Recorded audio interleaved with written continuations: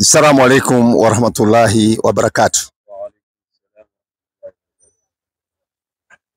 Alhamdulillah. Baada ya kumshukuru Allah, kumtakia rehema na amani simfikie nabii wa umma mwisho wa anbiya, si mwingine ni Nabii Muhammad sallallahu alaihi wasallam. Nafikiri ni jioni nyingine tena kama ilivyokuwa ada yetu kuja katika hapa viwanjani na kuweza kuzungumza maneno ya Mwenyezi Mungu na kuweza kukumbushana maneno ya Mwenyezi Mungu na kuweza kufikisha ujumbe wa Mwenyezi Mungu kwa viumbe vyake. Na tuko katika mji wa Nairobi, Kenya, kule upande ya kando ya mji katika mtaa wa Embakasi kule, na weather leo ni mzuri alhamdulillah, kwa jua na saa hii kumetulia kidogo.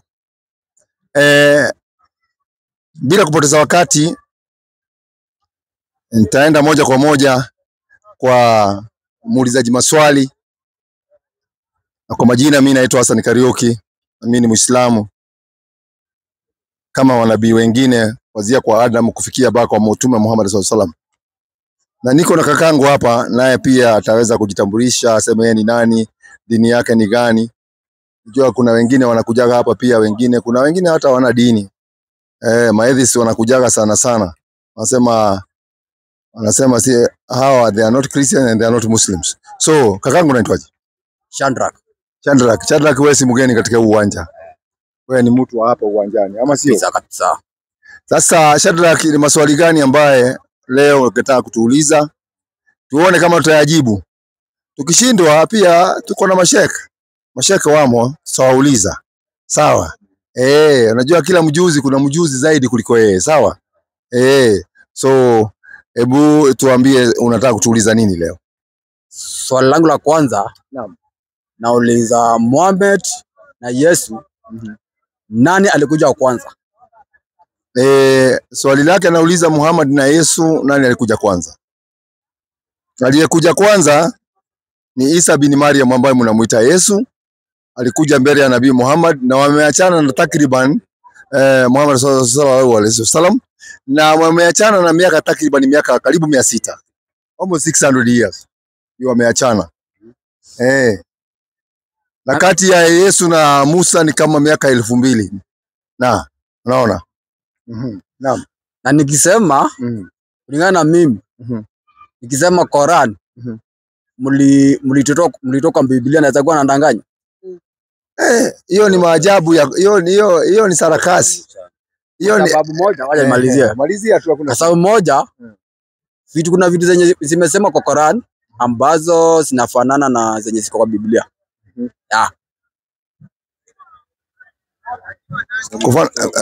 Kufanana sio hoja, hata kuna wanadamu wanafanana, lakini ukiangalia matendo ya huyo wa wanadamu, kila mwanadamu ako na tabia yake. Na kuna ile kazi anafanya wako tofauti kabisa, na wanafanana kabisa. Ukiambia huyu na si hata familia moja, lakini wanafanana kabisa. Ukimuona hata unadhani ni yule unajua. So kufanana sio hoja. Hoja ni kwamba kitabu hakuna ati vile Qur'ani ilitolewa kwa Biblia. Unasikia? Kuna vipengele andazo zinafanana, unaona? Sasa utafananishaje? Ngoja kidogo. Utafananishaje Qur'ani na Biblia? Sababu Biblia sisi hatujui ilitoka wapi. Hata wewe mwenyewe hujui ilitoka wapi na iliandikwa nchi gani na ilikuwa ni mwaka gani, si ndio? Lakini vile mimi sijui. Ngoja kidogo. Kuona unajua iliandikwa mwaka gani? Biblia sijui iliandikwa mwaka gani na ilitoka nchi gani, country of origin iko na sijui. Lakini sasa unaona, hata wewe mwenyewe kama vile mimi sijui na wewe hujui hata wewe ilitoka wapi, kule iliandikiwa ni wapi, wenye kuandika ni gani, na nani aligawanisha Old Testament na New Testament. Hiyo maswali yote huwezi ukajibu, na mimi mwenyewe siwezi kujibu sababu sijui. Unaona vitabu ile, kama ungekuwa unaniambia mambo ya Torati ningekubaliana na wewe 100%, sababu Torati hata Qurani tunakumbushwa mambo ya Torati. 3 Qurani, sikiza, 3 Qurani. 3 aya 3 inasema, angalia hapo babu, amekuteremshia kitabu kwa haki, kinachosadikisha yaliyokuwa kabla yake, na aliteremsha Taurati na Injili zamani zile uongozi kwa watu. Unaona, tunakumbusha vizuri sana kwa Qur'ani. Muhammad anakumbusha na Mwenyezi Mungu anaambiwa tumekuteremshia hii kitabu kwa haki. Hii kinakuja kuhukumu hizi vitabu zingine, kusadikisha aliyokuwa kabla yake. Na akasema tuliteremsha Torati na Injili, na kuna ingine pia iliteremshwa 57:27 ndio zikamilike. Soma hiyo 57:27. 57:27 inasema. Nasemaje? 57:27 inasema. Nasemaje? Nimeenda sana. Nimeenda sana ustaz.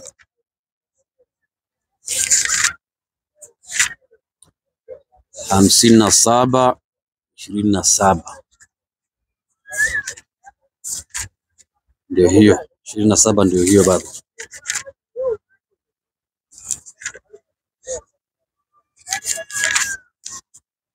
Kisha tukawafuatisha nyuma yao mitume wetu wengine na tukamfuatisha Isa bin Maryam na tukampa Injili na tukaweka upole na rehema katika nyoyo za wale waliomfuata na uhurubani wanaume kutoa na wanawake kutolewa. Wameibuni kutoa ama ni kutoa wanawake kutolewa. Kutoa. Kwani nimesema kutolewa? Nasema kutolewa. Kiswahili si mdomo wetu. Wameubuni wenyewe, sisi hatukuwaandikia hayo, wenyewe walifanya haya ili kuitaki. Okay, tulia tu hapo. Ile haya nilikuwa nataka sio hiyo, lakini yote ni sawa. Kwa hivyo vitabu zilikuwa ni 3 ambazo Mwenyezi Mungu aliteremsha zamani, akateremsha Torati, akateremsha Injili, na hizo vitabu zilikuwa zimekuja na lugha yake ambayo ilikuwa inaongewa hiyo lugha zamani. Wakati Torati imekuja na lugha ya lugha ya Kiebrania ndio wanasema, na Ibrani, lugha ya Ibrani ilikuwa inaongelewa Misri wakati ya Musa. Unaona? Ndio kaona kateremshwa kwa hiyo lugha. Wakati ya Yesu alikuwa anaongea lugha ya Aramaic. Watu wengi, hata scholars wengi wa Kikristo wanajua kwamba ilikuwa wakati ya Yesu alikuwa anaongea lugha ya Aramaic. Aramaic is an old Syrian language. Old Syrian language. Unaona? So ile lugha wale watu walikuwa katika Palestine na hapo Syria na nini, lugha yao ni kama walikuwa wanaongea lugha moja. Unaona?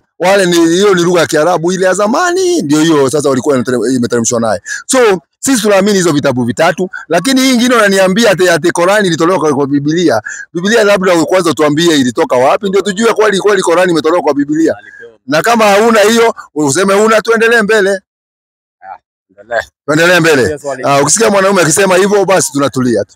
Tuendelee. Hiyo Torati tunasema si yenye iliteremshwa na yenye Mungu alinena Musa. Ile aliongea na Musa. Iliteremshwa aje wewe? Unasema iliteremshwa. Qur'ani, Torati, manabii, unajua kuna malaika mmoja ambaye ndio anatumwa kwa manabii wote kulete ujumbe wa Mungu. Huyo malaika na sisi tunamuita Jibril. Ukisikia Jibril ni mkubwa wa malaika wale wengine wote. Ninyi mnamuita Gabrieli. Gabrieli ndio anatumwa. Ndio unaona hata kwa Maryam, wakati Maryam alikuwa anazaa, si alitumwa Gabrieli? Ndio huyo tunamuita Jibril, ndio jina lake. Na huyo ndio Roho Mtakatifu. Qur'ani 16:102. Huyo ndio anaitwa Roho Mtakatifu.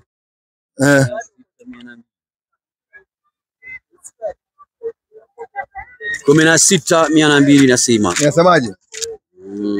102. Angalia baba, 102 ndio hii hapa. Sema Roho Takatifu nani? Yani Jibrili amefanyaje? Ameiteremsha kutoka kwa Mola wako kwa haki ili kuwadhibitishia wale walioamini na kwa uongovu na habari njema kwa waliosikia. Kwa hivyo huyu Jibril ndio alikuwa anateremshiwa kwa manabii, ndio aliteremshwa kwa Adam wakati ya Nuhu, wakati ya Ibrahimu, wakati ya na kizazi chake, manabii wale wengine. Huyo ndio alikuwa anatumwa na Mungu. Anaambiwa nimesema hivi hivi na hivi na hivi. Akiambiwa vile Torati ilikuwa inahifadhiwa, manabii walikuwa wanaweka kwa moyo. Unasikia? Kama vile tuna sisi Waislamu naona Torati ndio hii tunasema hii. Torati hakuna. Hapa hakuna Torati. Tena ukitaka kujua hakuna Torati, kwanza kitabu cha Mungu vile ameita haiwezi badilika jina. Inaweza badilika jina? Mungu ameleta Taurati. Si hizo vitabu tano za ngoja kidogo. Hauwezi kuziita Torati. Hakuna pahali Musa aliteremshiwa kitabu kinaitwa Mwanzo, Kutoka, Walawi, Hesabu na Kumbukumbu la Taurati. Musa aliteremshiwa kitabu moja peke yake. Inaitwa Taurati. Hakuna Torati. Hakuna Torati. Torati iko wapi? Vitabu tano. Iko wapi hiyo? Tuna combined. Umecombine, nani alicombine hiyo? Nani alicombine? Akawacha tunazita Torati. Nani alicombine? Who combined those 5 books? Kwani Taurati ilienda wapi? Torati yenyewe ya Musa ilienda wapi? Sio hiyo za vitabu tano. Kwa sababu Torati, hata Yesu mwenyewe alikuwa anajua Torati iko, hata manabii wengi walikuwa wanajua Torati iko. Kwa mfano, Malaki 4 nafikiri 1:14 ama 4:4. Ikumbuke Taurati ya Musa. Sikia, kitabu cha Malaki. Unaambiwa ukumbuke Mwanzo ya Musa ama Walawi wa Musa ama Hesabu ya Musa ama Kumbukumbu la Taurati, ama unaambiwa ukumbuke kitabu gani? Torati. Je, Yesu alikuwa anajua kuna Torati? 5:17 Mathayo. Nyinyi mnaleta vitu zingine. Hii haikukuwako. Hii imekuja juzi na akina Paulo ndio wameleta hii. Wewe umesema Yesu, ngoja. Wewe umesema Yesu alikuwa mbele ya Muhammad. Na Yesu akiwa ndio hizo vitabu zilikuanga. Mathayo ilikuwa hakukuwa na kitabu kinaitwa Mathayo. Mathayo kwanza hata alikuwa bado hajakuwa mwanafunzi wa Yesu. Torati ilikuwako tangu zamani. Zaburi imekuja kutoka zangu zamani. Injili ilikuwako wakati Yesu sasa amekuja. Soma mwalimu wangu.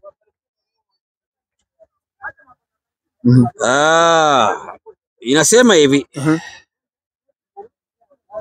Mathayo 5:17. Inasemaje? Msidhani ya kuwa na alikuja kutangua Taurati au manabii. Hata Yesu anaita nini? Torati. Na nyinyi mnaitaje? Torati. Na hizi vitabu zingine tano mlitoa wapi? Kuna bahari Yesu alisoma kitabu kinaitwa Mwanzo akiwa duniani. Ngoja kidogo. Ngoja twende pole. Najua wewe ni msomi, anataka kujua mambo mengi. Wakati Yesu yuko hapa duniani, ameshaisoma kitabu kinaitwa Mwanzo ama Walawi ama Kutoka? Bana. Alikuwa anasoma kitabu kinaitwaje? Torati. Torati ndio ilikuwako. Hii ni nyinyi mmeandika. Haya Torati Biblia ya Kizungu. Torati inaitwaje? Msahau. Deuteronomy. Deuteronomy ni lugha gani? Si Kiyahudi, ni Kigiriki. Deuteronomy, Deutero. Enda angalia simu uko naye. Siku hizi technology iko, huwezi danganya mtu. Chukua simu yako uangalie meaning of the word Deuteronomy. Uangalie ni which language. Si kiti language ya Middle East, ni language kwa sababu the first Greek Jews ndio walikuja na hii majina. Walikuja na hiyo majina yote hiyo, naona hiyo Mwanzo, Kutoka, nini, Exodus. Exodus ikiwa ni Kigiriki.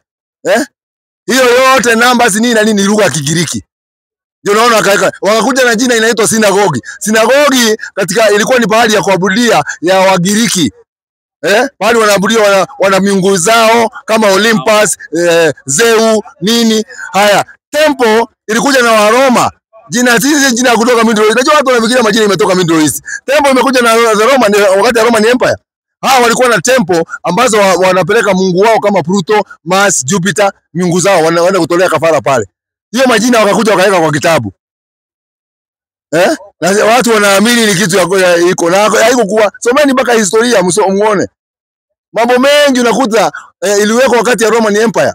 Wakaleta mambo mingi wakageuza akili zenyu, yani hata uwezi jua ni nini ama nini. Ndio naona mtu mwingine anasema mimi nimechanganyikiwa, mwalimu mimi nimechanganyikiwa. Sasa nitaamini gani, nitawacha gani?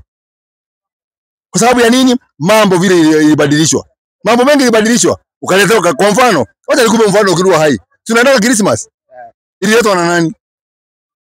Wazungu. Wazungu walileta hizo ambaye haiko katika kitabu gani? Juzi tulikuwa na Good Friday na Easter Monday. Kutoka uzaliwe, umeshaiona neno Good Friday na Easter Monday katika Biblia?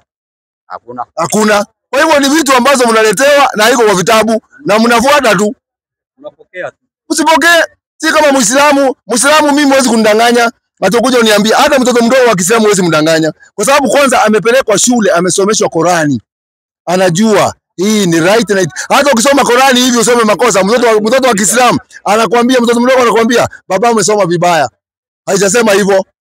Kwa sababu iko ndani ya nini? Sasa nyinyi, hata mimi nashangaa na nyinyi. Mnaulizaga Muhammad alifanya miujiza gani? Miujiza ya kwanza ni hii kitabu. Hii kitabu ndio miujiza. Wewe hebu jiulize. Hii kitabu Na haiwezi badilishwa na mtu. Waislamu wameweka ndani ya moyo. Hata mkichoma yote ama utupe baharini, tutaandika ingine kama hii. Lakini hii, naona hii yenyu hii. Naona hii yenyu. Nilikwambia usome vazi kama 10 bila kuangalia na unasema uko na Roho Mtakatifu. Uwezi. Hata wale wanajiga hapa kwa TV. Mwambie asome mwanzo 1:1 aende mpaka 30. Asiangalie bahali popote, asiangalie kama hivi, hakuna. Atasema unamjaribu Mungu na yeye siye Mungu. Hiyo ndio mimi nakwambia. Hii miujiza ya kwanza ni Qurani. Na ndio naona miujiza Mungu ameweka ndani ya kifua. Kwanza manabii wote walikuwa kama ni Torati, Musa alivyoa ikaingia kwa kifua. Ndio naona wakati ya nabii Ezra alipokuja, unakumbuka? Alikuta Torati hakuna, imeshachomwa na wale wafalme walivamia Yerusalemu, wakaiba vitabu, wengine wakaenda nazo wakazichoma wakazirarua. Ezra alipokuja aliambia wana wa Israeli, mimi ndio kwanza. Mungu alimlalisha usingizi ya mwaka 100. Baadaye akakuja akawatokea wana wa Israeli. Akawaambia wewe sio Ezra. Ezra alienda zamani, hatujui hata aliendaga wapi. Akaambiwa sasa kama ni wewe Ezra, tuandikie Torati vile ilikuwa. Ezra aliandika Torati nyingine vile ilikuwa. Kwa sababu ilikuwa ndani ya nini? Moyo. Kwa hivyo miujiza, ukitaka miujiza kwanza anza na hii. Na Mungu anasema ndani ya Qurani, hata wakishikana wanadamu yote kujaribu kugeuza hii kitabu. Imejaribiwa sana hii kitabu. Watu kugeuza, kusema iko na dosari. Mungu anasema hamutaweza. Na kama hamutaweza, basi makao yenu itakuwa ni motoni. Hii kitabu imeshindikana wazungu kubadilisha. Wamebadilisha kabisa. Vile inasema hivi ndio ile inasema hivi. Ile inasema hivi. Wallahi nakwambia. Ukweli wa mambo. So hivyo vitabu. Kwa hivyo Biblia, Qurani haikutoka kwa Biblia kama vile unasema. Qurani ni kitabu tofauti na Biblia ni kitabu tofauti. Kuna vile Biblia inasema kitu fulani, hata unapata hapa sentence. Unajua sasa wanaamini hata wale waandishi kuna maneno walikumbuka ya Qurani ya Torati na Injili wakaiweka wapi? Wakaiweka maneno machache sana. Hakuna gospel. Hakuna kitabu kinaitwa gospel. Ngoja kidogo. Nakuuliza hivi. Kuna kitabu kinaitwa gospel? Mungu alipenda kitabu kinaitwa gospel? Si gospel ya ina iko. Mbona mnabadilisha vitabu za Mungu, mnatoa ile jina Mungu ameweka, mnaweka jina yenu. Mbona Qurani 1450 years ago hatujaibadilisha jina ya Qurani? Qurani ni Qurani. Qurani ni? Ngoja kidogo. Ndio kwa sababu sasa naona bado unakwamia pale. Nauliza hivi. Jina la mtu linaweza badilika? Jina la mtu haiwezi badilika. Wewe unaitwa nani? Unaitwa Shadrack. Shadrack, tukitoka na wewe tuende Amerika saa hii. Majina yetu tukifika Amerika watatuitaje? Majina yetu, si ndio? Tukienda Russia hivyo. Tukienda wapi? South Africa hivyo. Tukienda Brazil hivyo. Inakuwaje jina ya nabii akiwa pale Israeli ni jina lingine, lakini kienda Europe anaitwa jina lingine. Akija Afrika anaitwa jina lingine. Kwa mfano, sisi tunaita Yesu Isa bin Maryam. Jina lake original kabisa katika lugha ya Kiaramu. Jina yake original ni Isa bin Maryam. Akiwa hapa Kenya wao wanamuitaje? Yesu. Namuita Yesu ama Jesus. Unamuita Yesu. Yesu ni lugha gani? Yesu ni Kikamba. Hapana, si Kikamba. Ni Kiswahili. Akienda Europe anaitwaje kwa wazungu? Jesus. Imebadilika. Akienda kwa Wafaransa anaitwa Jezi. Brazil Bebeto. Brazil sijui anaitwa Bebeto. Ndugu ya kwao. Sasa kwa guruga ya kwao nini? Majina ya nabii haiwezi badilika. Jina ya mtu ni noun, haiwezi badilika. Ukitoka hapa uende pale popote. Kama mimi naitwa Hassan Kariuki. Nikitoka hapa hata niende nchi gani? Jina yangu haiwezi badilika. Ina remain pale pale. Na ndio naona jina ya Muhammad, ndio naona nakupa tofauti. Ndio naona hata jina ya Muhammad mpaka wa leo 1450 years ago haijaibadilishwa hiyo jina. Lakini nyinyi mnabadilisha majina, mnaita watu majina mengine. Kama Yusufu mnamuita Joseph, jina ya kizungu. Kama ni nani? Mikaeli ambaye ni malaika, mnamuita Michael. Daudi Daudi jina yake original mnamuita David. Unaona vile mnabadilisha majina ya watu. Yaani manabii wa Mungu mmewapatia kitabu hiki chenyu kimewapatia majina ya kizungu.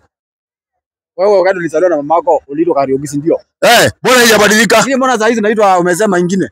Gani hiyo? Hiyo ya Kiislamu. Hiyo ya Kiislamu ni ya kujua, jina la Kiislamu ni ya kujuana tu. Na jina Hassan ni kitu kizuri. Mimi nimeitwa jina kizuri. Wewe jina lako hiyo jina ya kizungu unaitwaje? Ndio naitwa Shadrack. Ngoja kidogo. Hiyo jina lako ya kizungu unaitwaje? Inaitwa nani? Unaitwa Shadrack. Shadrack maana yake nini? Mimi nimekuambia jina Hassan, mimi naitwa jina Hassan ya Kiislamu. Hassan katika Uislamu ni mtu mzuri, ni mtu mzuri. Kwa sababu mimi ni mtu mzuri ndio nani kabadilisho ndio nikapewa kitu kizuri. Wewe unaitwa Shadrack. Shadrack inamaanisha nini? Wale kamba kwa Kikamba inamaanisha nini? Shadrack ni nini? Isiwe Kiswahili kwa Kikamba inamaanisha. Mimi sijui kama inamaanisha aje. Unaona sasa wewe uko na jina. Kumbe uko na jina. Wewe mimi afadhali mimi yangu sisi Waislamu tunaitwa majina ya manabii. Ndio unaona mtu anaitwa Ibrahimu, mtu anaitwa Yusufu, mtu anaitwa Musa, anaitwa Daudi, anaitwa Isa. Sasa wewe kwa mfano ona majina vile mnafanyiagwa. 1:42 Yohana. Sikia wale watu wanaitwa Peter. Watu wanaitwa Peter. Sikia vile Yesu anasema hapa. Biblia 1:42 inasemaje? Bana badilisha majina. Usishtuke. Hiyo majina mengine fake uko naye. 1:46 inasema. 42. Akampeleka kwa Yesu. Akapelekwa kwa Yesu. Na Yesu akamtazama. Akasema, wewe Usimioni? Wewe Usimioni? Mwana wa Yohana? Mwana wa Yohana? Nawe utaitwa Kefa. Utaitwa Kefa. Tafsiri yake? Tafsiri yake? Petero. Petero. Au jiwe. Kumbe Petero ni jiwe. Kwa hivyo mtu anaitwa Peter ni jiwe. Kwa mujibu wa Biblia yeye ni jiwe. Jiwe inasikiaga? Tarok. Inasikiaga? Hata ukichoma na moto inasikia? Wewe bwana, hata kubadilisheni majina ya watu. Tutoke huko. Tuende kwingine. Sasa nimeona wewe nyinyi mnaamini Musa? Elijah, Yesu, Abraham, lakini Yesu mbona? Isa, tunaamini Isa. Mnaamini? Isa. Tunamwamini jina lake. Ni majina tu nyinyi mmebadilisha. Sisi tunamwamini tena anaitwa Isa bin Maryam. Aliyepewa. Na ile kazi yake alifanya huko duniani mnaiamini? Kazi gani hiyo? Nipe moja. Ile kazi Yesu amefanya na wewe unafanya hapa duniani. Hebu nionyeshe moja. Ile alifanya. Wewe ule alikuwa nabii. Wewe unaweza fanya kazi yote Yesu alifanya duniani. Unaiamini? Niambie moja, niambie moja wewe Yesu alifanya na wewe unafanya. Yaani kuamini ile kazi alifanya. Gani? Si alipindua mawe ya kuwa mkate. Kupindua mawe kuwa mkate kwa sababu ananiambia anaweza pindua. Hata anaweza kusema reli iwe mkate. Hiyo ni uwezo wa Mungu. Wewe mwenyewe atokaokolewa. Wewe umeokoka? Si ndio? Si alituokoa? Baba. Wewe umeokoka wewe? Si alituokoa? Wewe umeokoka? Si ndio? Kuokoka ni kufanya nini? Si kuacha dhambi nini? Kuacha dhambi. Kuwa mtu mzuri. Kwa hivyo siku hizi wewe una dhambi, wewe uko clean kama pamba. Wewe unatubu kila Sunday tunaenda kanisa. Unatubu kila Sunday. Kwa hiyo bado dhambi iko. Si hata nyinyi iko tu hivyo. Sisi tunaabudu kila siku na tunatubu kila siku. Tunaabudu kila siku. Kwa sababu hakuna mwanaume anaweza kujidanganya ama mtu yote anajidanganya aseme mimi sina dhambi. Mimi ni clean kama pamba. Ati Yesu alinibebea dhambi. Urongo hiyo. Dhambi unaye tena ya kutosha, tena mlima. Nyinyi mnatubu. Tunatubu kila siku sisi. Na sisi Wakristo tunatubu. Unatubu. Sasa unatubu kwa nini? Kwa hoja kidogo. Kwa nini unasema umetubu? Unatubu na umeniambia umeokolewa, si ndio? Na unatubu kwa Una hakika umeokoka wewe? Sasa tumeokoka. Sasa hiyo nyingine Si wacha watu wengine. Wasisemee watu wengine. Afadhali wewe ujisemee wewe mwenyewe. Wewe mwenyewe personally umeokoka. ndio nimeokoka. Umeokoka kabisa. Na Biblia unaamini? Biblia naamini Biblia. Maneno ya Yesu unakubali? Maneno ya Yesu nakubali. 19:23 kitabu cha Mathayo. Sikia maneno. 19:23 mambo ya Mathayo. Tuone kama umeokoka. Alafu kabla sienda huko, hata kabla mwalimu hujasoma, katika wana Waisraeli wote, Waisraeli walikuwa na mwokozi mmoja ama ni huyo Yesu peke yake? Waisraeli kwa tunaamini tu Yesu Kristo. Ndio aliletewa kwa wana wa Israeli. Hakuna mwingine. Si kwa wana wa Israeli dunia mzima. Yes. Asante sana. Tutaenda huko kwa wale wenye kuokoa. Watu waone Yesu acha ajibu hiyo swali. Yesu akawaambia wanafunzi wake. Amin. Yesu akawaambia wanafunzi wake, amin nawaambieni ya kwamba itakuwa shida tajiri kuingia katika ufalme wa mbinguni. Nawaambieni tena, ni rahisi zaidi ngamia kupenya tundu la shindano kuliko tajiri kuingia katika ufalme wa Mungu. Wanafunzi waliposikia haya walishangaa mno, wakisema, ni nani basi awezaye kuokoka? Kumbe hata wanafunzi, swali hiyo uko naye hapa, wanafunzi walimuuliza Yesu zamani. Waliposikia maneno tajiri hawezi ingia mbinguni mpaka ngamia ingie tundu la sindano, wakamuuliza Yesu, basi ni nani anaweza kuokoka? Hiyo swali linafaa ijibiwe na nani? Yesu. Wacha ajibu tusikie na. Yesu akawakazia macho. Nini maana ya ukaza macho? Watolea ukali. Hiyo ukali Huyu yuko sawa mwanangu. Yesu akawakazia macho. Akasemaje? Akawaambia, kwa wanadamu. Kwa wanadamu hilo haliwezekani, bali kwa Mungu yote yawezekana. Kumbe neno la kuokoka kwa wanadamu lilifanyaje? Yawezekani. Anayeokoa ni nani? Si ni Mungu. Sio nani? Si Yesu alikuwa ni mwana wake. Nauliza hivi, tuone vile maandiko inasema. Sisi tusiende nje ya maandiko. Anayeokoa ni nani? Mungu. Si ni Mungu. Si ni Mungu kupitia kwa Yesu Kristo. Hapa hajasema kupitia kwa mtu yote. Yesu mwenyewe amesema kwa wanadamu hilo haliwezekani, lakini kwa Mungu neno la kuokoka linaweza likafanyaje? Inawezekana. Watu waone kabisa nani anaokoa kweli. Tuone andiko lingine. Tusikalie kwa hiyo moja. Hosea 13:4. Mambo ya Hosea 13:4 inasema, baba utapelekwa leo shauri yako. Mimi siko na wewe. Haina shida zingao tuje. Hosea 13:4. Lakini mimi angalia, sikiza. Angalia hapo. 13 aya 4. 13:4 Hosea. Lakini mimi ni Bwana. Mungu anasema mimi ni Bwana, Mungu wako. Mungu wako. Tangu nchi ya Misri. Wala hutamjua Mungu mwingine. Ndio. Ila mimi. Endelea. Wala zaidi ya mimi. Hakuna mwokozi. Zaidi ya Mungu hakuna nani? Mwokozi. Kwa hivyo anayeokoa ni nani? Mungu. Sio nani? Sio Yesu. Umeelewa? Kwa sababu hata Yesu mwenyewe anaomba aokolewe. 12:27 kitabu cha Yohana. Hata Yesu mwenyewe anaomba aokolewe. Sasa wewe unakuwa mwingine. 12:27. Someni vitabu bwana. Ninyi msomi. Mimi nangojea tu mchungaji awasomee. Yohana 3:16, Mwanzo 1:1. Hapo mwanzo kulikuwa na neno usijui nini. Hivyo tu ndio mnapenda kusoma. Soma mwenyewe. 12:27 inasema. Inasemaje? Mambo ni ya Yohana. Sasa roho yangu imefedheheka. Inasemaje? Nami nisemeje? Baba, uniokoe katika saa hii. Nani anasema aokolewe? Yesu. Nani anasema aokolewe? Ni Yesu. Na wewe unasema umeokolewa na nani? Yesu. Na yeye anasema anaomba naye aokolewe. Mwokozi kwa nani? Lakini Yesu alisema tena waacha hivyo. Waacha hivyo. Waacha mambo ya damu. Kabla hata Yesu hajakuja, kulikuwa watu wengine walikuwa wametumwa na Mwenyezi Mungu wakuje waokoe wana wa Israeli. Kitabu cha Waamuzi 3:9. Sikia, kulikuwa na wengine. Yesu ni namba 3 kama unasema. Waamuzi wapi? Iko hapo ukitoka tukumbukumbu ya Taurati hapo uende. Waamuzi haya. Mambo ya Waamuzi. Kumbuka la Taurati Yoshua. Waamuzi ngapi? 3:9.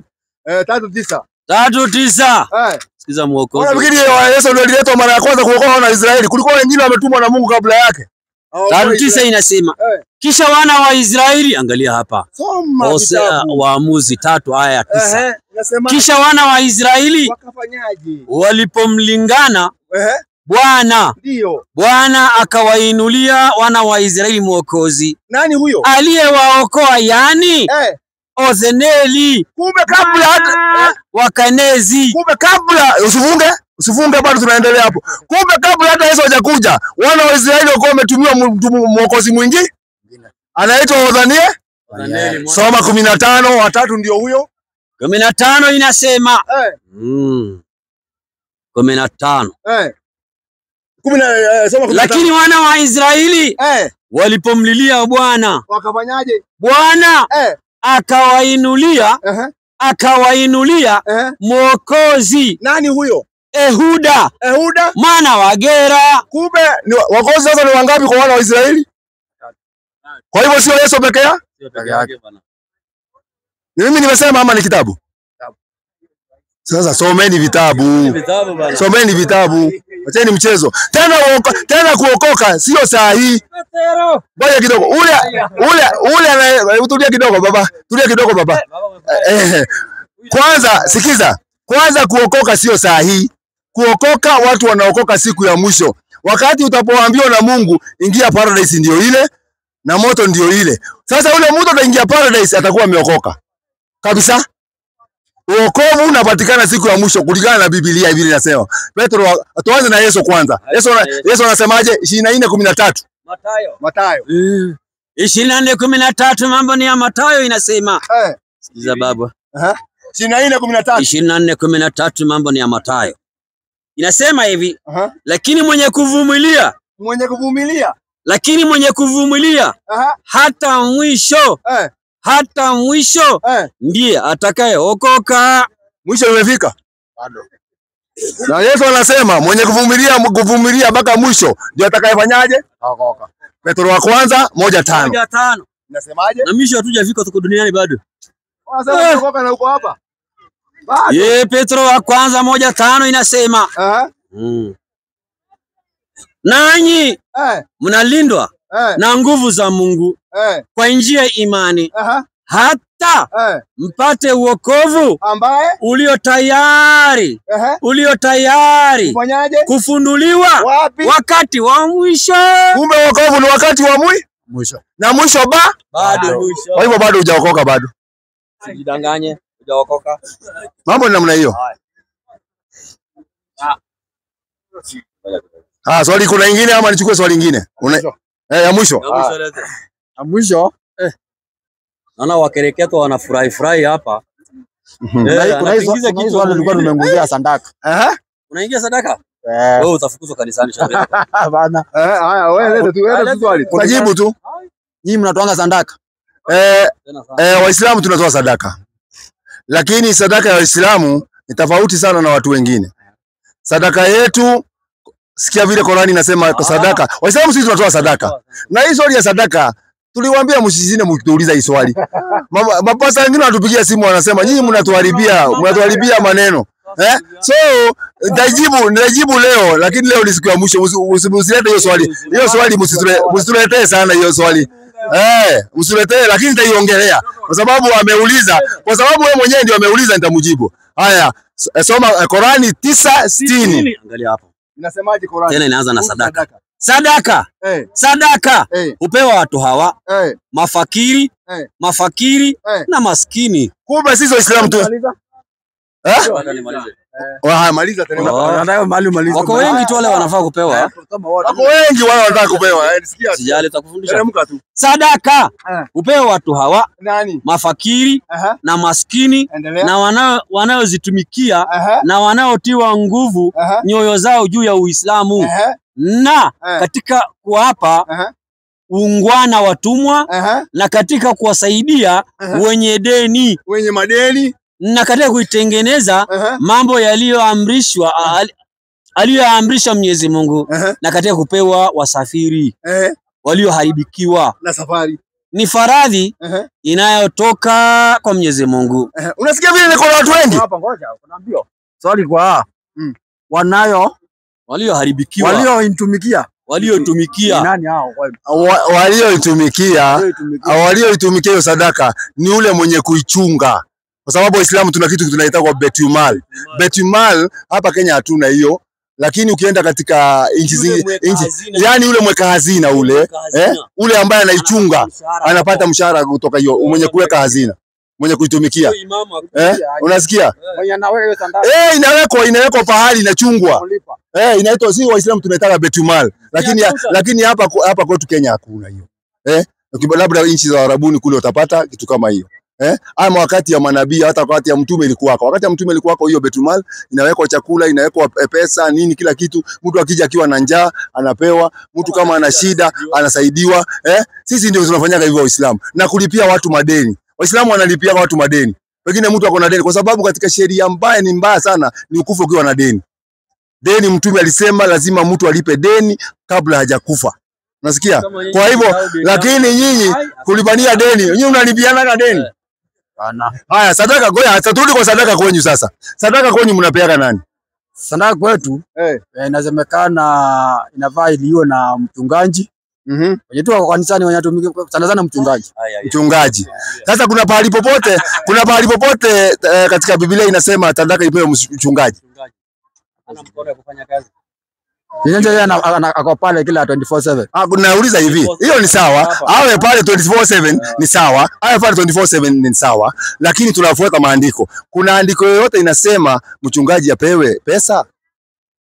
Inasema nyumba la Bwana isikose chakula. Hiyo ni nyumba ya Mungu. Si nyumba ya mchungaji. Hiyo ni nyumba ya Mungu. Mtu akija akiwa na njaa anapetolewa kitu anakula. Nauliza, sio nyumba ya Mungu. Nauliza, kuna andiko yoyote inasema mchungaji apewe pesa? Sadaka apewe? Hapana. Yesu alikaa miaka ngapi hapa duniani? Kwa mujibu wa Biblia. 33. Sawa? Kuna hata siku moja Yesu amechachukua sadaka kwa watu? Na akakula? Hapana. Wanafunzi wa Yesu walikaa na Yesu miaka 33. Kuna pahali wanafunzi wa Yesu walichukua sadaka kwa watu? Hapana. Ninyi nani aliwaambia mchukuage sadaka kwa watu? Mimi sijui hiyo. Kama ni Paulo amesema. Hujui, anasema hajui. Kama hujui ni sawa. Hebu tumuulize Yesu. Wewe Yesu unasemaje mambo ya sadaka? 17. Kitabu cha Mathayo. Angalia Yesu anasemaje. 17 mambo ni ya Mathayo inasema. Inasemaje? Na kazi yako inaenda kwenu. Hubirini mkisema ufalme wa mbinguni umekaribia. Pozeni wagonjwa, fufueni wafu, takaseni wenye ukoma, toeni pepo, mumepata bure, mumepata bure, toeni bure. Kwa hivyo naambiwa hata ukitoa pepo toe bure. Endelea. Msichukue dhahabu wala lulu, wala fedha, wala mapesa. Sio wakati ya Yesu pia kulikuwa na M-Pesa. Wala mapesa. Unaona? Kwa hivyo Yesu alikataza watu kuchukua dhahabu au lulu kuitisha watu na kuitisha watu pesa. Lakini nyinyi mnaitisha watu pesa. Kinyume cha Yesu. Na mnamfuata Yesu. Yesu akasema ngoja sijamaliza. Wewe mbona unakimbia? Siku nyingi Yesu alisema sadaka ipewe nani? 18 Luka. Mambo ya Luka 18 inasema. Angalia babu Najua wengine wanakasirika lakini itabidi uvumilie tu. Itabidi uvumilie tu. Wewe itabidi uvumilie tu. Huyu amekuja ameuliza na amesema hajui, anataka kujua. Akauliza Waislamu mnatoa sadaka, tukamueleza. Sasa tukarudi kwa kitabu chake, ndio tunajaribu kumueleza kwa sababu hata kitabu yake hajui. Nilikuonya mara ya kwanza. Utafukuzwa kanisani sababu ukiuliza sadaka tutasema ukweli. Haya. Shauri yako. Tena mtu mkubwa mmoja, huyu ni tajiri yani mdosi, alikuja kwa Yesu. Alimuuliza akisema, akasemaje? Mwalimu mema, nifanye nini ili nipate kurithi uzima wa milele? Yesu akamwambia, mbona unaniita mema? Ndiyo. Hakuna aliye mwema ila mmoja, naye ndiye Mungu. Wazijua amri: usizini, usiue, usiibe, usishuhudie uongo, waheshimu baba yako na mama yako. Akasema yote nimeyashika tangu tutoni mwangu. Yesu aliposikia haya alimwambia, umepungukiwa na neno moja bado. Viuze ulivyo navyo vyote ukawagawanyie maskini. Yesu anamwambia ule mdosi, uza mali yako yote ukapeleke kwa mchungaji au upeleke kwa maskini. Maskini. Kumbe sadaka Yesu anaonyesha watu waende kwa wapi? Maskini. Na Waislamu wanapeleka sadaka kwa kina nani? Maskini. Tukuje kwa fungu la 10. Si ndio? Wewe unatoa fungu wewe hiyo tithe. Wewe unatoa mara ngapi kwa mwezi? Bado sijatoa. Hujaitoa. Inafaa kutolewa mara ngapi? Once. Once. Ama kulingana na kama unafanya kazi per day. Hata kama unafanya kazi per day utoe. Na kama unafanya mwisho wa mwezi hivyo. Unatoa kama ni ngiri moja ama ni ngiri mbili. Kama unafanya ngiri moja per day unatoa 100. Imeandikwa kwa Biblia hivyo? 10%. Imeandikwa 10%. Hivyo ndivyo imeandikwa? Hivyo. Hivyo ndivyo imeandikwa? Simalaki nasema hivyo. Sasa hiyo sasa hiyo ule anachukua watu mwisho wa mwezi, kila mwisho wa mwezi ate ukipata mshahara 10,000 umpelekee shilingi 1,000. Hiyo ni wizi, anakuibia. Anakuibia kabisa. Kwa sababu Biblia haijasema hivyo. Biblia haijasema hivyo. Hiyo mnasema tithe inafaa kutolewa namna gani? Biblia inasemaje? 14. Andika ukasome nyumbani. Unajua msomaji. Hiyo tithe mnaambiwa ati kila mwezi utoe tithe. Ni kweli ama ni urongo ama ni mtu amejiwekea maneno yake? 14, 22 Kumbukumbu la Taurati. The book of Deuteronomy. Kumbukumbu la Taurati inasema. Inasemaje? 14, 23. 22. Usiache kutoa zaka. Kumbe hiyo tithe inaitwa zaka. Zaka kwa Kiswahili. Kwa Kizungu ni tithe. Hata kusoma Biblia Kizungu inasema tithe. Usiache kutoa zaka ya fungu la 10 katika maongeo yote ya mbegu zako yatokayo shambani mwako baada ya mwaka. Baada ya mwaka. Kumbe ni mwaka baada ya mwaka. Na nyinyi mnatoa kila mwezi. Kwa hiyo mnanyang'anywa tu. Endeleeni kunyang'anywa tu. Mlikubali ni shauri yenu. Unatoa baada ya miezi 12. Baka mwaka ishe. Baada ya miezi 12. Uhesabu hiyo faida yako na nini, na ile faida yako ndio naenda na gawa. Nafikiri maswali yako imeisha. Haijaisha maswali? Sadaka tumeshamaliza. Na siku nyingine usituulize, na tumesema hivi, na tumekuambia hivi, msirudi kutuuliza swali ya sadaka. Sadaka tumeshawaeleza. Kwa hivyo kila siku mnakuja hapa mnatuuliza mambo ya sadaka. Si muende muulize wachungaji. Mchungaji bana. Acha tuende pale. Ama huko utaambiwa umekuja kuuliza maswali ambaye rudi pale nyuma kidogo. Nyuma wapi tena? Kwa kina Musa, kwa kina Ibrahim, watu wa kitambo. Wao walikuwa wanaenda kuchinja. Wakati wanatolea Mungu. Kondoo ama ng'ombe. Ilikuwa wanatoa sadaka, sio? Nyinyi mlikuwa mnakubaliana na wao. Hiyo ilikuwa ni yao. Hiyo ilikuja Mungu akaitoa. Akalipreza nini? Alireplace na nini? 6:16 ya Hosea. Tuanzie hapo. Kwa Qur'an tutakuja. Sisi tunachinjaga. Tena tunachinja hata hii mwezi tunaenda hija Maka. Tarehe 9 tunachinja kule Maka. Kukumbuka vile Ibrahimu alimchukua mwanawe akaenda kumchinja, akaanza kaletewa ile kondoo kutoka peponi. Hiyo tunakumbuka. Nyinyi mnachinjaga? Kukumbuka Ibrahimu vile alichinja mwanawe? Ana. Hata hamna habari. Twende soma. 9:16. 6:16. 9:16. 6:16 Hosea. 6:16 baba. Haijafika huko Hosea. 6:16. Haijafika. Sio 6:16. 6 ndio hii. Inaisha 11. Hapana, haijaisha 11. Inaisha 11. Sawa. 12:7 Mathayo. Tumalize tu mara moja. Watu wana kwa Yesu direct amalize hiyo kazi. Hiyo mambo ya kuchinja na nini? Ngapi? 12:7 Mathayo. 12:7 mambo ni ya Mathayo inasema. Inasema hivi. Lakini kama mngelijua maana yake maneno haya, nataka rehema. Nataka rehema. Wala si sadaka. Kwa hivyo Yesu anaanza na nini? Sadaka. Kwa hivyo wewe ni mfuasi wa nani?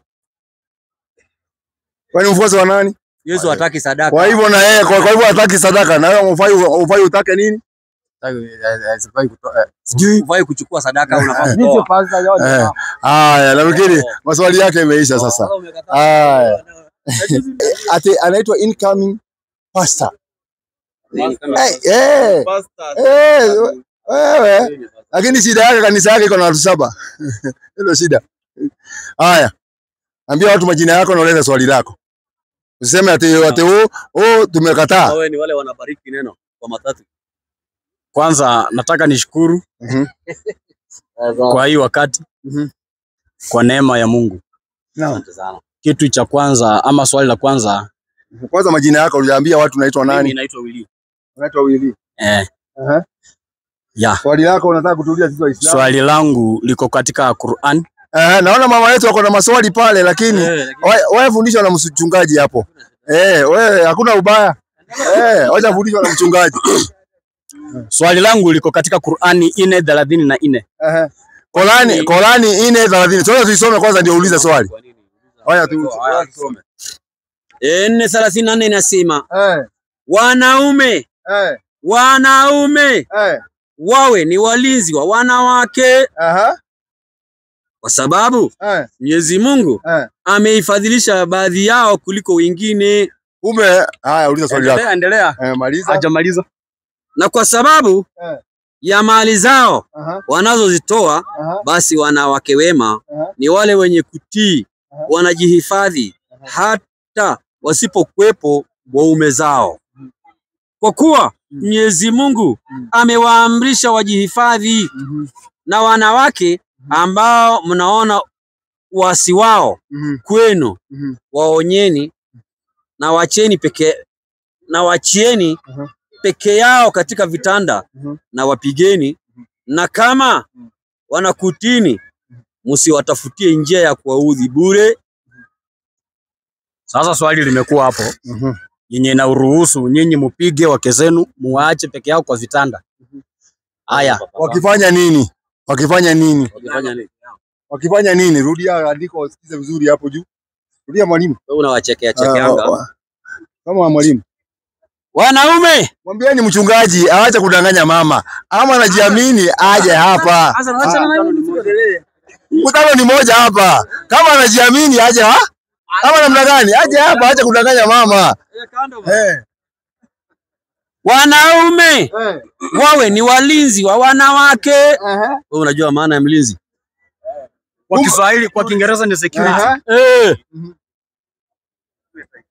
Kwa sababu Mwenyezi Mungu amewafadhilisha baadhi yao kuliko wengine, na kwa sababu ya mali zao wanaozitoa, basi wanawake wema ni wale wenye kutii, wanajihifadhi hata wasipokuwepo waume zao. Kwanza wanawake wazuri ni ule wanajihifadhi na wanatii. Hata kama mkewe bwana yake ameenda safari hayuko, anajitii, anavaa nguo yake vizuri, bila wanabaaga. Sio mume akitoka anaingia mwingine. Kwa kuwa Mwenyezi Mungu ameamrisha wajihifadhi, na wanawake ambao munaona uasi wao kwenu. Sasa wale wanawake wakorofi sasa. Kwanza unaambiwa waonye. Kwanza unaambiwa waonye. Waonyeni. Kwanza wapewe kitu ya kwanza ni kuwaonya kwanza. Kumkataza ile kitu anafanya. Na acheni peke yao katika vitanda vyao. Kwanza muache katika malazi kwanza. Ndio ajue kweli ndio kumuonya huyo. Sasa ukimwacha kwa malazi utalala wapi wewe? Nini? Kwa nini ndizalala tu hapo tu? Wapi? Hapo tu, kwani unataka nikalale wapi? Nikalale nje? Inasema kamwache ngoja kidogo, kumwacha kwa malazi ni ile katika ile hali ya ndoa. Unasikia ndugu yangu? Unageuka pande nyingine. Unaangalia Central, unaangalia East. Anaangalia East na unaangalia West. Sasa si iko hapo, unafundishwa nini? Unafundishwa iko hapa? Mafundisho iko kwa kitabu. Endelea. Soma. Kumbe uko na majibu kwa mfuko. Na wanawake ambao mnaiona uasi wao kwenu, waonyeni na acheni peke yao katika vitanda. Endelea. Na wapigeni. Tumepewa amri. Ukinipa dada yako akileta kishida na mnyorosha. Wapigeni. Na kama wanakutiini, msiwatafutie njia ya kuwaudhi bure. Unaona? Kupiga ambayo inazungumzwa hapa katika hadithi za Mtume Muhammad sallallahu alaihi wasallam, anaeleza kupiga, sio kupiga ile kama mimi mnapiga kama ng'ombe. Nyinyi mnapiga mwanamke ngumi, mateke, mwingine anachukua mbao, anamgonga ya kichwa. Sisi hatupigi hivyo, unaambiwa uchukue kitu kidogo hivi kama yani ni kama imeelezwa vizuri, ni kama kitu kama kidogo kama hii tu. Ya kumuonya tu, unampiga tu, yani usimuumize. Inaitwa kitu unaambiwa usimuumize. Na tena katika Uislamu tumekatazwa kupiga mwanamke hapa juu. Naona uso. Hata wanaume wanaambiwa wasipige wanaume wengine hapa. Kwa sababu hapa ndio tunasujudia Mwenyezi Mungu. Tumekatazwa kupiga mwanamke kofi katika Uislamu ni makosa. Kwa sababu umekatazwa kumpiga uso. Mpige huko kwingine kwa mwili lakini uso wachana naye. Lakini nyinyi mnapiga kofi. Mnarudia ingine poa teke poa. Sasa unapiga mwanamke kama ng'ombe. Na wakati wewe ulitoka kwao na wakati ulimtoa kwao ulitoa kwa wema. Kama mwanamke amekushinda, si umrudishe kwa baba yake, kwa baba yake na mama yake. Lakini si uende atebaka unampiga mpaka unamuua. Unajua? Hiyo ni makosa kubwa sana. Nisaidie 5:25 tunamaliza hii ufafanuzi. Tumalize kwanza ufafanuzi kwanza. Soma mwalimu. Soma mwalimu. Inasema. Soma mwalimu. Inasema hivi.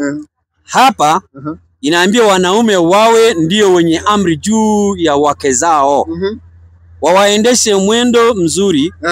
Si kujifanya washupafu. Hawa wanawake hawataki kutii amri za waume. Tulia hapo. Mwalimu tuendelee, malizia hapo ulikuwa umefikia. Hapa inaambia wanaume wawe ndio wenye amri juu ya wanawake, juu ya wake zao. Waendeshe mwendo mzuri, si kujifanya ushupavu. Hawa wanawake hawataki kutii amri za waume zao. Ikiwa hivyo hawatakuwa Waislamu wa kweli. Unaona sasa maneno imefafanuliwa, inaelezwa vile unafaa kuishi na wanawake. Kwa hivyo iko hivyo. Asante. Naam. Nisaidie 5:25. Kitabu gani? Ephesians.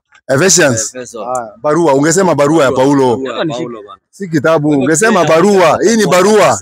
Alikuwa anaandikia watu. Anasema mpige wapigwe. Ngoja kidogo. Kama inaruhusu wapigwe. Efeso. Waraka wa Paulo.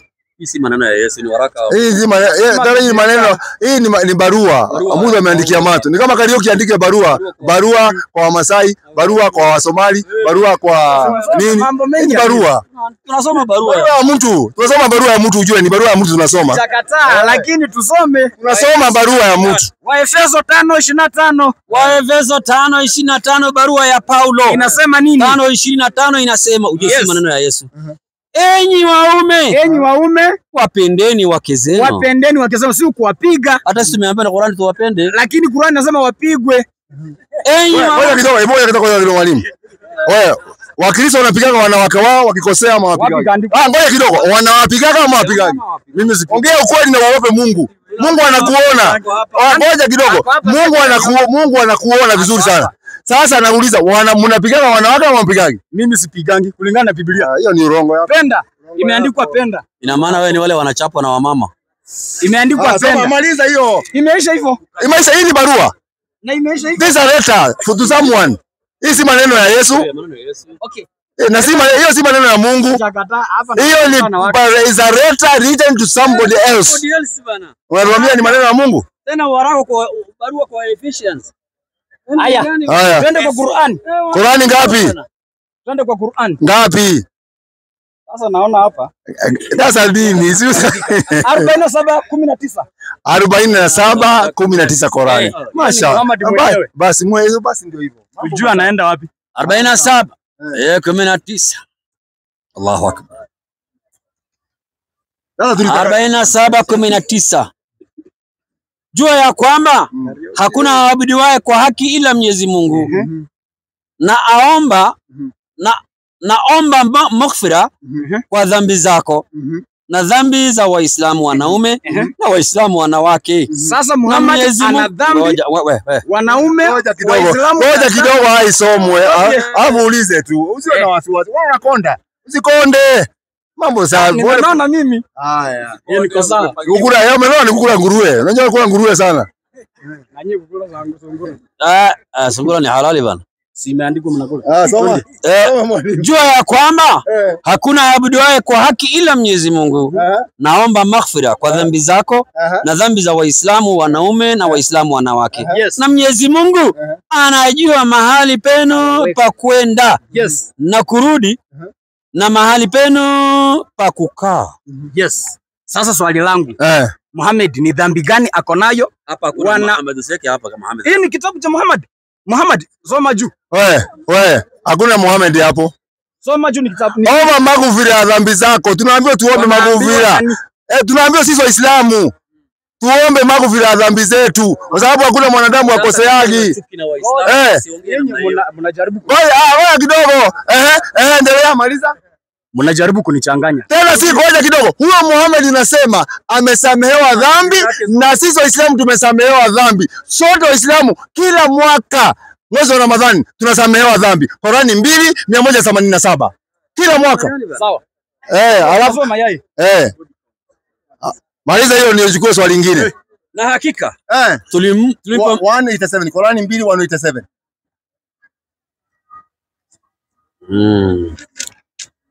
Jamaa unajua anaudhi na maneno yake mbovu. Ngoja Ali. Umehalalishiwa usiku.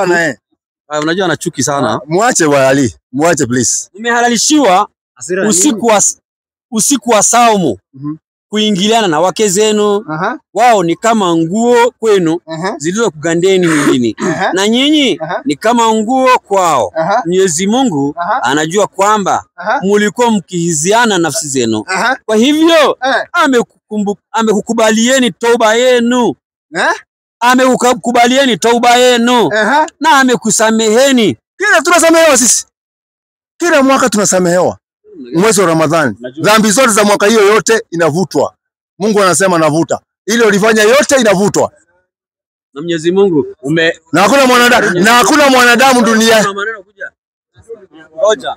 Kama una maneno acha tumalize. Ngoja chukue swali lingine. Ngoja tulia kwanza. Ngoja chukue swali lingine. Ngoja kidogo. Ngoja chukue swali lingine. Mambo ya Mhubiri, Methali Mhubiri. Inasemaje? 4:9. Inasemaje? Acha nifike hapa. Inasemaje? Methali Mhubiri 4:9. Inasemaje? Za baba. Andiko wako nayo usijali baba. Watapata hapo. Mhubiri 4:9. Inasemaje? Inasema hivi. Hiyo andiko ni purpose kwa ule mchungaji anapiga kelele kule nje. Hiyo andiko ni lako mchungaji. Sikiza vizuri. 4:9 Mhubiri inasema. Inasemaje? Afadhali 7:9. Mika 4:9. Mika, sorry. Enda kwa pika. Tulia. Asante sana. Kumbe unampatia andiko. Haya, sawa. Sasa mchungaji, mbona unapiga kelele? Unapiga kelele hapo unatupigia kelele. Je, hakuna mfalme kwako? Kwani kwako nyumbani hakuna mfalme? Mshauri wako amepotea. Hata umeshikwa na uchungu. Umeshikwa na uchungu kama mwanamke akifanyaje wakati wa kuzaa. Wacha kupiga kelele. Biblia hiyo. Kama una hoja. Haya, tuchukue maswali mengine sasa. Haya, leta swali lako. Unaitwa nani kwanza? Mimi naitwa George. Unaitwa? George. Unaitwa George? Asante sana. Karibu sana bwana George. Una swali yote unataka kutuliza sisi Waislamu.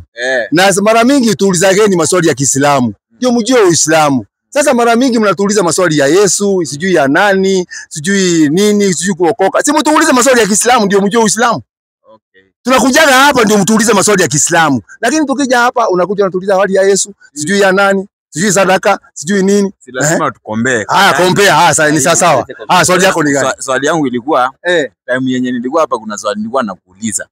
Wakati wewe huko umesilimu ulikuwa unaabudu nani wewe? Nani? Ananiuliza hivi. Kabla mimi sijasilimu nilikuwa naabudu nani? Nilikuwa naabudu miungu tatu katika moja. Nilikuwa nafanya hivi kwa jina la Baba, la Mwana na Roho Mtakatifu. Lakini nikaona nikaangalia ile salamu nilikuwa naendaka pale napiga magoti pale nikaona hii ni ujinga. Nikasoma andiko katika Wakorintho inasema wapenzi 10 ngapi? 10? Nikopeshe hiyo andiko. 10. Salimu nikopeshe hiyo andiko. Kimbieni wapenzi, kimbieni ibada ya masanamu. Wakorintho wa kwanza 10:14 Wakorintho wa kwanza. Wakati nilisoma hiyo andiko nikaona hapana, nikaona hii ni ujinga kuabudu masanamu na nini, nikatoroka. Wakorintho ni wa kwanza inasemaje? Kwa ajili ya hayo wapenzi wangu. Andiko usiangalie huko. Kwa ajili ya hayo wapenzi wangu ikimbieni ibada ya sanamu. Kwa hivyo nikaona kitabu kinaniambia pahali kuna masanamu nisifanye ibada hapo. Sasa masanamu. Ngoja kidogo taratibu. Pahali kuna sanamu nisifanye ibada hapo. Pale wa Katoliki kuna sanamu? Hakuna. Wewe bwana. Na zile ziko pale mlangoni? Mimi si wa Catholic. Ndio nakuuliza iko, wewe si Catholic. Wewe umeniuliza wakati kabla hujasilimu ulikuwa unaabudu nini? Si ndio nakujibu. Ilikuwa katika hiyo. Mimi ni wa AIC. AIC headquarter yake iko wapi? Headquarter AIC iko wapi? Inaitwa Africa Inland Church. Africa nini Inland Church? Amerika iko? Ni Afrika peke yao. Wewe ni Afrika peke yake?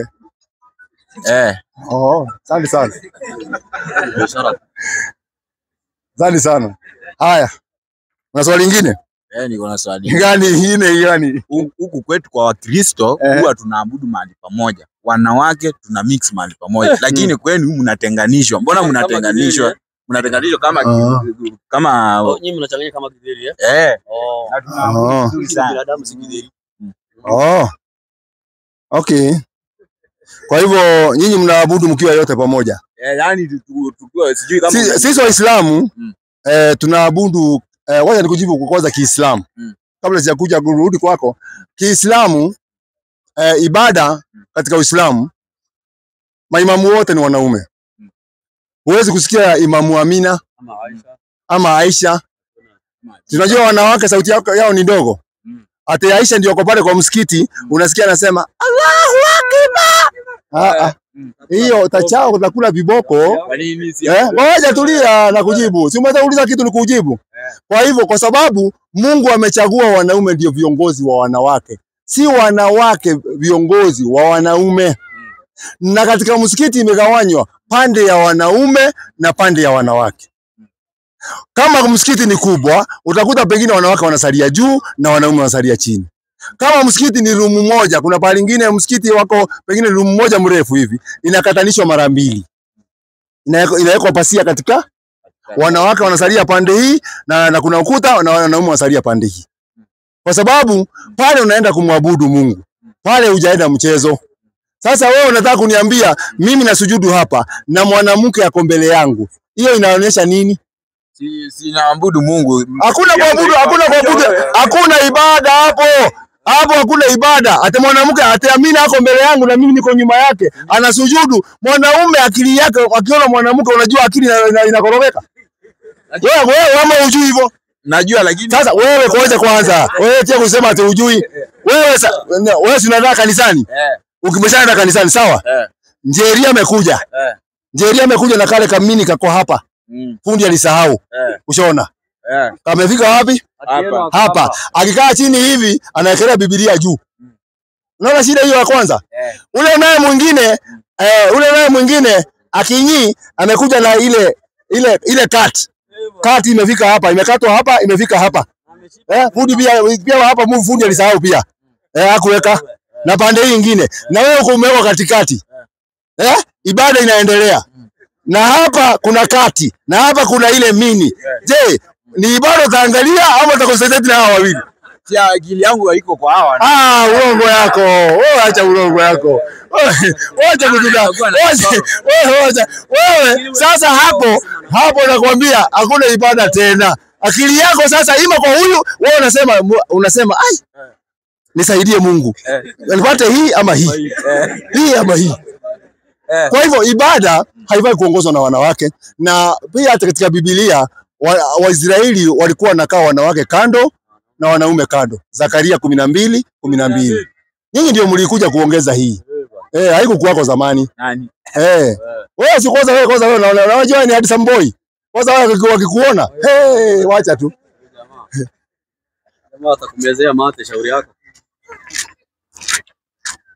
Zakaria 12:12 nasema. Bakuki Zefania Zakaria 12 ndio hii babu. Angalia vizuri Inasema hivi. Kila jamaa peke yake, jamaa nyumba ya Daudi peke yao, na wake zao peke yao. Jamaa nyumba ya Shimei peke yao, na wake zao peke yao. Jamaa nyumba ya Nethani peke yao, na wake zao peke yao. Jamaa ya nyumba ya Lawi peke yao, na wake zao peke yao.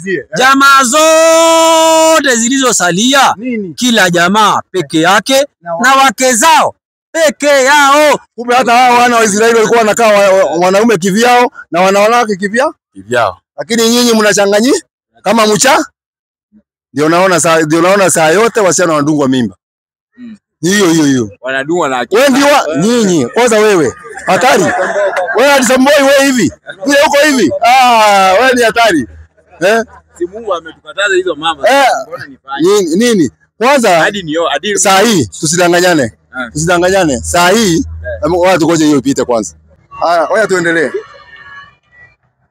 Saa hii yani na tusidanganyane. Watu saa hii wanafanya zina hawafanyi.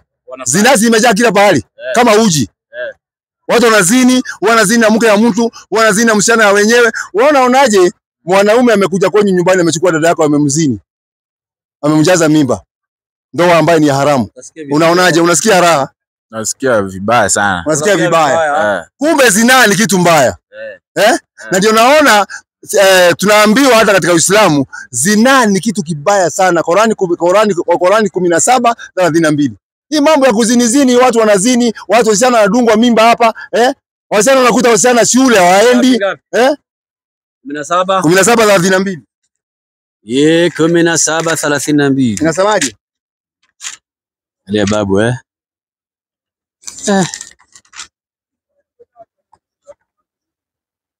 wala msikaribie zina. Mungu anasema wala tusikaribie uzinifu, fornication. Kukaribia, endelea. Hata attempt unaambiwa usikaribie. Wala usikaribie zina. Hakika hiyo zina ni uchafu mkubwa na ni njia mbaya kabisa. Unasikia? Hiyo zina ni uchafu mkubwa na ni njia mbaya kabisa. Ufai ukaribia. Biblia inasemaje kuhusu mambo ya zina? 6:32 Methali. Hivi vitu lazima muachane na hizi vitu bwana. Bwana, kana bibi moja, ukishindwa ongeza 2, ukishindwa 3, ukishindwa 4. Hiyo wote utamaliza? Basi ulia. Methali 6:32. 6:32. Ya Methali. Azinie. Biblia inasema mtu afanyaye? Mtu azinie na mwanamke hana akili kabisa. Biblia inasema mtu yote anazini na mwanamke, hana nini? Hana akili. Kwa hivyo ukiona mwanaume amechukua msichana ya mtu ama amechukua bibi ya mtu, hana nini? Hana akili. Kwa hivyo yeye ni kicha? Ni wazimu. Wazimu kwa Mungu yeye ni kichageza. Maliza. Mtu azinie na mwanamke hana akili kabisa. Afanyaye jambo litakalo muangamiza nafsi yake. Unaona? Unafanya jambo ambalo linakuangamiza, ndio naona watu wana ukimwi. Atapata jeraha. Atapata jeraha, ni ukimwi hiyo. Hiyo mliko nayo ukimwi. Kuvunjiwa heshima. Na heshima yako hakuna tena, kwa sababu ukishikwa na ukimwi unashindwa kunywa dawa, mara ikikataa ukimwi ikifika ile ukimwi. Hii AIDS ikifika stage yake ya kuondoka duniani, hata mtu waga hata anafungwa pampers. Unajua hivyo? Full blown AIDS. Full blown AIDS. Mtu anafungwa nini? Amekuwa mto? Anafungwa pampers kwa sababu choo inajiondokea yenyewe. Mkiambia muachane na zina, waachaneni naye. Mungu akikwambia, Mungu akikataza kitu, ni kwa faida yako, si kwa faida ya Mungu. Mungu hana haja na hiyo. Wewe mwenyewe unaambiwa usifanye zina. Ni kwa faida yako. Ni kama unaambiwa usikunywe pombe. Watu wanakunywa tu. Alafu chang'aa ni pombe haramu. Lakini Tusker si pombe haramu. Nani alisema hivyo? Pombe ni pombe. Pombe yote ni haramu. Whisky, Tusker yote ni haramu. Na tena Biblia inasema kuhusu aje pombe. Habakuku 2:15 Habakuku. 2:15. Bana kunywa pombe. Chana pombe, unakunywa wewe? Ni kuna time naonja. Unaonja? Unaonja. Kwa Njeri, unaenda kule kwa Njeri Hapana. Sawa. Ama unaenda kwa breweries. Habakuku 2:15. Habakuki. Vijana wachaneni. Na ndio naona vijana wengi. Hebu wewe mwalimu wangu. Ndio naona vijana wengi. Vijana wengi siku hizi wanashinda. Vijana anaamkia asubuhi ako na shilingi kama 50, anaamkia pombe. Akipata nyingine 50 anarudi kwa pombe na ako na bibi kwa nyumba. Sawa? Akija usiku amelewa chakara. Hata nikushikiliwa anasikiliwa. Analala, asubuhi tena anaamuka. Bibi yako pale pale. Ndio naona bibi anapata mimba. Ukirudi kuangalia yule mtoto, sio huyu jamaa, ni wa jirani yule anatembeaga na yeye. Ameshasaidiwa tayari. Sasa utakuwa unasaidiwa na jirani kwa sababu ya pombe yako hiyo. Mtoto wa kwanza umesaidiwa na jirani. Wa pili umesaidiwa na jirani. Sasa maisha yako itakuwa ni namna gani? kusaidiwa na jirani. Sasa kwa hivyo wachana na hiyo maneno. Jirani ndio wanakugusa. Habakuki 2:15. Habakuki. Iko huko mbele bwana, huko kwa kina nani? Pita huko kabisa kwa Hosea huko mbele. Mbele ya Hosea huko. Habakuki. Habakuki 2:15. Haya. Kitabu cha Hosea. Hosea. Endelea huko mbele utaipata. Umeipata? Enda tu iko hapo. Zefania, Habakuki ziko hapo pamoja. 2:15. 2:15. Ole wake. Sikia vile unaambiwa ole wake.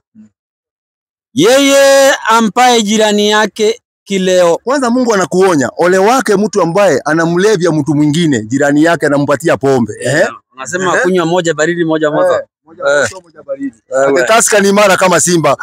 Wapi? Yaani ukunywe mtu anajikojoa anasema anakaa kama simba. Si urongo hii. Yaani muonaje ni urongo mnaambiwa? Ate mtu ate hii ni mara kama simba. Ate ukunywa unakuwa kama simba. Waislamu hawakunywi pombe. Si hatukunywi pombe. So maliza mwalimu. Hujamaliza hiyo andiko. Yaani ya mapima mnaharamisha. Lakini nyingine mnahalalisha. Soma hiyo maliza mwalimu. Wewe. Haya. Ole wake. Yeye ampaye jirani yake kileo. Anaomba jirani yake kileo. Wewe utiae sumu yako. Kumbe ni sumu unatia kwa jirani. Na kulevya pia. Na unamlevya pia. Ili. Kuitazama uchi wake. Kwanza ili utazame nini? Uchi wake. Si watu wakiwa walevi wanaenda kuzini? Unatazama uchi wake. Na ndio naona mtu mlevi hana adabu. Mtu mlevi yote hana adabu. Atakuja hapa na kuna watoto wako hapa, anatoa tochi yake, hana habari na dunia. Ndio unaona hizo vitu? Unaona? Maliza hiyo andiko. Inaendelea kusema. Umejaa aibu. Kwanza wewe mlevi umejaa aibu badala ya utukufu. Yaani umejaa aibu badala ya utukufu. Kwa hivyo pombe kama unakunywa wachana, haisaidii. Enda kunywa supu, kunywa juice, kunywa maziwa, wachana naye. So umesema hata Musa aliambia wana wa Israeli wasikunywe pombe. Amekatazwa katika 10:8 Walawi. Soma Proverbs 31:6 si inasema upe pombe mtu mwenye ako na stress. Somea hapa. Hebu soma. Toa hiyo andiko. Sasa kitabu cha Methali 31:6. Methali. Unajua shida ile iliyoko hapa. Shida iliyoko hapa. Mara wengine wanasema ati Yesu alitengeneza pombe, ndio wanakunywa. Yesu alikataa hiyo pombe. Aliikataa. Akiwa hapa unaweza kwa kadirisha. 31:6. Kumbe wewe unatetea pombe hivi. Wewe ni hatari. 31:6. Mpe kileo. Angalia, wewe ndio umetoa hiyo andiko kumbe unaelewa? Mpe kileo. Yeye aliye karibu na kupotea. Kwa hivyo kwanza huyo mtu ambaye anapewa kileo ako karibu na kufanyaje? Karibu na kukufa. Endelea. Mpe kileo. Yeye aliye karibu na kupotea. Kampe divai. Yeye aliye na uchungu nafsini mwake. Yaani wewe uko na stress, upewe nini? Kileo. Anywe akasahau maskini wake. Kwa hivyo ukikunywa pombe unasahau maskini? Hapana, sio. Unadaiwa rent ya nyumba. Ngoja kidogo. Ukikunywa pombe unasahau nini? Maskini. Unasahau watoto shule? Unasahau mambo ya rent ya nyumba? Mwenye nyumba anakuja. Unasahau wengine mama ako maternity? Pombe ni kitu mbaya ndugu yangu. Wachana naye. Haikusaidii. Chukua simu. Swali nani ya kuila? Simwambie mwenzako anyamaze. Naona naona si umekataa pombe. Naona siku na wao Waislamu wanakulanga miraa, na unajua hizi vitu huwa zinaitanisha. Unaweza kula miraa niambie unataka pombe kidogo ndio ushukize hizo miraa. Hiyo kukula miraa hiyo ni starehe ya mtu binafsi. Hakuna bahali popote Qur'ani inasema ukule miraa. Hiyo wenye wanakula kidogo. Muislamu anaweza chukua chakula akakulia msikitini. Muislamu anaweza chukua miraa akakulia kwa msikiti? Hapana. Kwa sababu sio kitu mzuri. Kwa hivyo hiyo ni starehe yake. Nani? Kwanza nyinyi ndio mnaleta miraa inakuzwa na Waislamu ama ni kuletewa wanaletewa? Inaletewa na Wameru, mimi si mme. Nyinyi ndio mnaharibu Waislamu. Bwana anaitikia haribiwa na anasomea. Hiyo ni nafsi yake, ni shauri yake. Ni shauri yake na nafsi yake.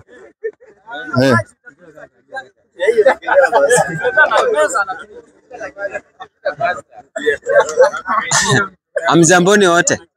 Sikizeni jamani, msikizeni huyu. Msikizeni ndugu yetu. Wewe na tulia wewe rafiki yetu tulia. Mchungaji wa matatu. Wewe tulia. Niko na swali simple. Unaitwa nani kwanza? Naitwa Julius Otieno. Julius Otieno. Jaluo kutoka Mabei. Jaluo. Halo Mabei. Doji Islam Omera. Swali yangu ni Islam dini Mabei kabisa. Swali yangu ni kuna tofauti gani kati ya Quran na Biblia? Hiyo ni first. Anauliza hivi. Tofauti kati ya Quran na Biblia. Ameuliza tofauti ya Qurani na Biblia. Si ndio hivyo?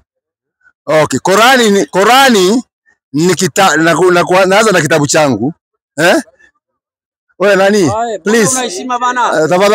Tafadhali. Ngoja kidogo, hebu tulia hapo cameraman. Wewe kuna shida gani? Unajua kwanza huyo jamaa ni rafiki yangu sana. Sasa muache tu tupige tole. Haya, sawa mwalimu tulia. Tulia mwalimu. Haya.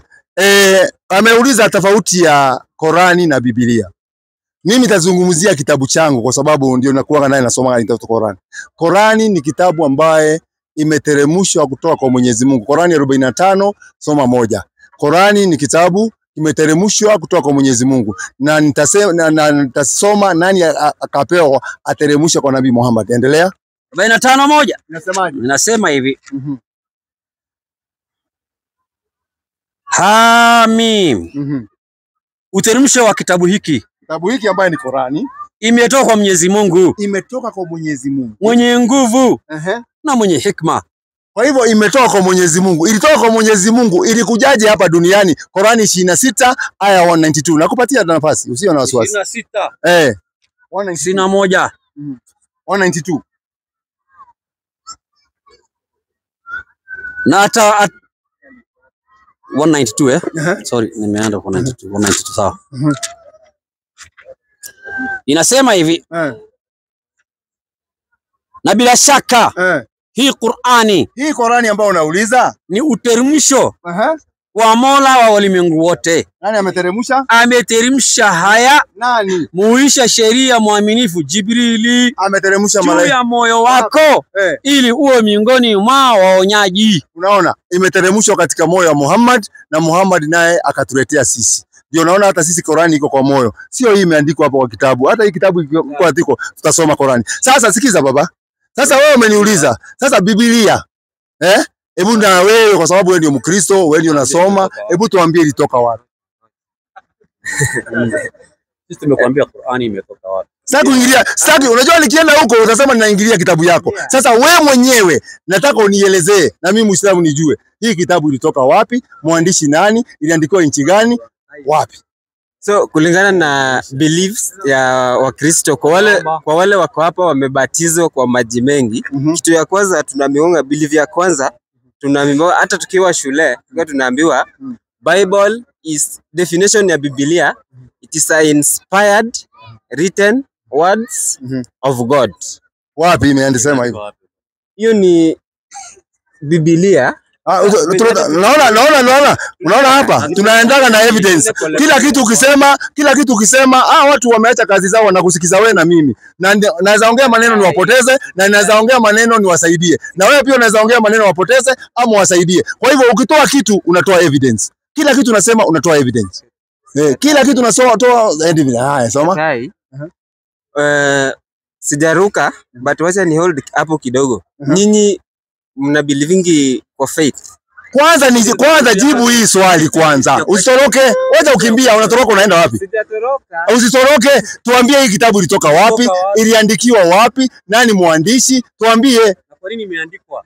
Meaning inspired written. Hiyo maneno nasema hebu tutolee hapo. Hiyo maneno tamu. Tutolee hapo hiyo. Hapo tuko kwa faith. Naombanga Mungu na tumuone na tunani. Kwa hivyo ungesema hivi kakangu, nikusaidie kakangu. Ungesema mimi sina habari. Hiyo tungemaliza kuliko tushinde hapo tukizunguka. Ungesema mimi sina habari. Nani anataka kumsaidia? Unataka kumsaidia? Ngoja kidogo. Unataka kumsaidia? Haya kando unasaidiwa. Kuna mtu anakusaidia. Kuja. Dakika 2 ndio imebaki. Alafu kuna hiyo vitabu nataka kupeana? Atatupatia na yeye. Kwa hiyo tupeane kwanza. Tupeane kwanza. Kuja hapa. Watu wangapi? Nataka watu watatu peke yake. Ule hakupata Qurani jana. Watu watatu tu peke yake. Haya njoo. Na wewe? Watatu tu. Basi kisha maneno.